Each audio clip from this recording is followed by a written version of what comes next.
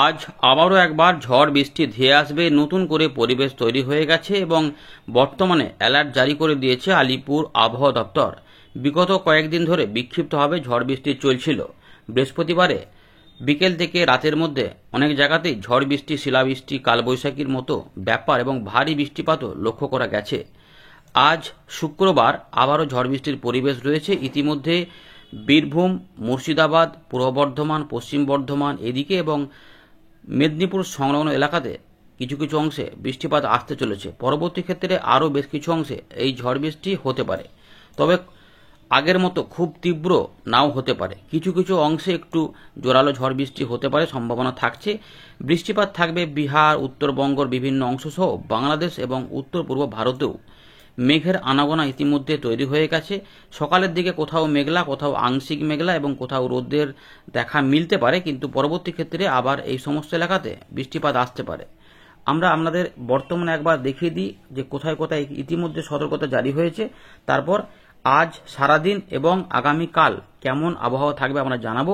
এর পাশাপাশি আপনাদের নতুন করে বলে রাখি, রবিবারের পর থেকেই কিন্তু পরিবর্তন একটা ভালো রকম আসছে, যেখানে তাপপ্রবাহ ধীরে ধীরে শুরু হবে।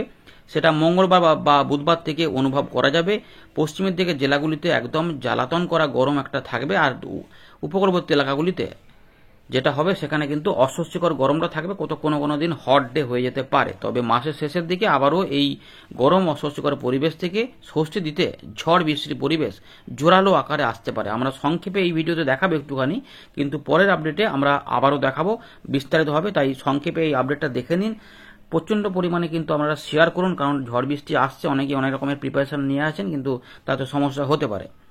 দেখুন বন্ধুরা, ইতিমধ্যে ডিস্ট্রিক্ট ওয়াইজ নাওকাস্ট আমরা সকালের দিক থেকে যদি দেখাই, মোটামুটি ধরে রাখুন যে 8টার আশপাশ থেকে, তাহলে উত্তর দক্ষিণ দিনাজপুর, মালদা এই জায়গাগুলোতে সতর্কতা একটু রয়েছে। মেঘ যাচ্ছে, কিন্তু এই দিকে যে ঝাড়খণ্ডের এই বীরভূম সংলগ্ন এলাকাগুলোতে ইতিমধ্যে মেঘ উঠেছে এবং মেঘ এই দিকে এগিয়ে আসছে। ফলে এই বীরভূম, পশ্চিম বর্ধমান, কিছুটা পূর্ব বর্ধমান, মুর্শিদাবাদ, বাঁকুড়ার আশেপাশে কিছু অংশে বৃষ্টিপাত হতে পারে, যেখানে আমরা দেখতে পাচ্ছি যে কীরকম বৃষ্টিপাত ভালো করে দেখে নিন। এখানে পরিষ্কার দেখা যাচ্ছে, যেমন বলেছে এখানে হালকা মাঝারি বৃষ্টিপাত কিন্তু হতে পারে, এমন সম্ভাবনাই কিন্তু এখানে রয়েছে।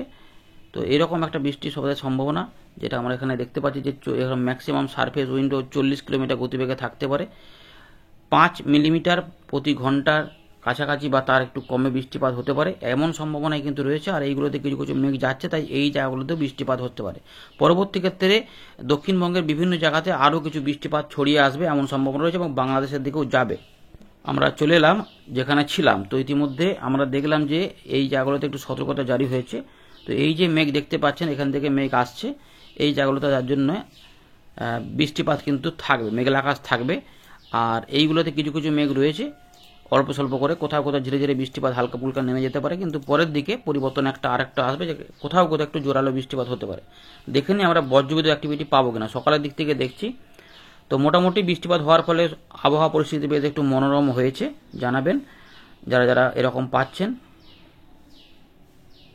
দুপুরের দিক থেকে রাতে বা বিকেল সন্ধ্যের মধ্যে একটা সম্ভাবনা থাকবে, এই দিক থেকে কিছু অংশে বৃষ্টিপাত আসতে পারে। সম্ভাবনা থাকছে বজ্রবিদ্যুৎ অ্যাক্টিভিটি পুরুলিয়া, পশ্চিম বর্ধমান, পূর্ব বর্ধমান, বীরভূম, মুর্শিদাবাদ, নদিয়া এই এলাকার উপর দিয়ে আসতে পারে। বাকি অংশ মেঘলা হতে পারে, এরকম করে একটা নিচের দিকে আসতে পারে। সেক্ষেত্রে মেদিনীপুর বা ঝাড়গ্রাম, কলকাতা, হাওড়া, হুগলি, 24 পরগনার দিকেও সম্ভাবনা থাকবে। এরকম করে 18 তারিখে একটা সম্ভাবনা থাকছে। যদি কোনো কারণে না হয়, সেটা 19 তারিখে একটু শিফট হতে পারে। তবে মেঘলা যেহেতু হয়ে গেছে, তাই বৃষ্টিপাত হবে, ধরে নিতেই হবে। 19 তারিখ থেকে বৃষ্টিপাত কমতে শুরু করবে। রবিবারেও কিছু অংশে থাকবে, কিন্তু অনেকটা কম। এই শনি রবিবারের মধ্যে বৃষ্টিপাতের পরিমাণগুলো এবং ব্যাপ্তিটা কমে যাবে, তবে সামান্য কিছু অংশে বিক্ষিপ্তভাবে বৃষ্টিপাত থাকবে।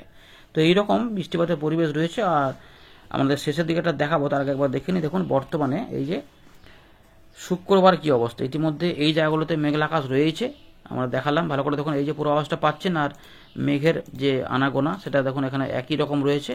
তো এই যে পূর্বাভাসটা আমরা পাচ্ছি এখানে, সেটা কিন্তু দেখতে পাচ্ছি যে আমরা দেখাতে পাচ্ছি এরকমভাবে বৃষ্টিপাতের ব্যাপার আসছে। তো এইগুলোতে বিভিন্ন অংশে কিন্তু এইভাবে বৃষ্টিপাত নেমে আসবে, যেটা বলা রয়েছে।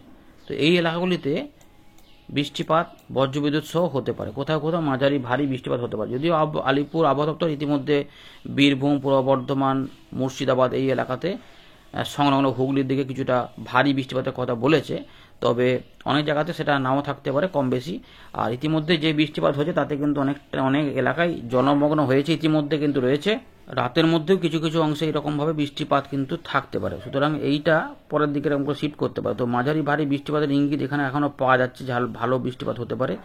বৃষ্টিপাত থাকবে রংপুর, রাজশাহী, দিনাজপুর, মালদা এই এলাকাগুলিতেও বৃষ্টিপাত এই সময়কালের মধ্যে থাকবে। বাংলাদেশের সাতক্ষীরা, খুলনা, বরিশালেও কিছু কিছু অংশে বৃষ্টিপাত থাকবে, কারণ মেঘ যেহেতু যাচ্ছে তাই হবে। 19 তারিখ রাত থেকে সকালের মধ্যে বাংলাদেশের রংপুর, রাজশাহী, ময়মনসিংহ, সিলেট, ঢাকা, খুলনা, বরিশাল, চট্টগ্রাম এবং আমাদের ত্রিপুরা দক্ষিণ পশ্চিম এই দিকে কিছুটা পূর্ব দিকেও বৃষ্টিপাত হতে পারে এবং চট্টগ্রাম বিভাগ পর্যন্ত বৃষ্টিপাত থাকবে। 19 তারিখে বৃষ্টিপাত অনেক কমে যাবে উপকূলবর্তী এলাকা এবং সামান্য কিছু অংশে হতেও পারে, আবার নাও হতে পারে। হয়তো পরিষ্কারই বেশি থাকার সম্ভাবনা, সামান্য কিছু উত্তরবঙ্গে হালকা মেঘলা একটু হবে, বিক্ষিপ্ত হালকা বৃষ্টিপাত হতে পারে। এবার বৃষ্টিগুলো এদিকে সরে যাবে। 20 তারিখে কিছু কিছু অংশে এখানে থাকবে, জলীয়বাষ্প যাচ্ছে, তাই এলাকাতে একটু হালকার উপর বৃষ্টিপাত থাকলেও বাংলাদেশ, উত্তর পূর্ব ভারতে কিছু কিছু মাঝারি ভারী বৃষ্টিপাত এই দিকগুলোতে থাকতে পারে।